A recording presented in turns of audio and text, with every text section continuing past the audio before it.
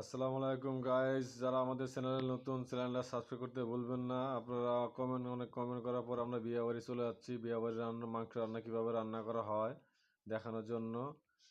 এই যে দেখুন, বাবুর্চি মাংস রান্না করে চুলার থেকে নামাইছে, মাংস লাড়তেছে। দেখেন কি সুন্দর কালার। হায়, এটা বিয়ে বাড়ির মাংস, অতুলনীয় মাংস। এটা একবার যে খাইছে সে বুঝতে পারে মাংসটা কত স্বাদ। দেখেন 4-5টা পাতিল নামাইছে, পাতিলের মাংসগুলো আপনার দেখা দিছি, কিন্তু আপনারা যদি বলেন মাংসটা আমি দেখাতে পারবো।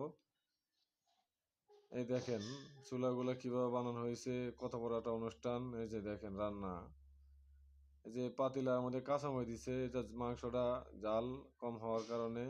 তারপরে যে জামাই খাবার, রোস, এখানে ডিম, তারপর আছে জালি কাবাব, তারপর 1 পিস করে রুই মাছ।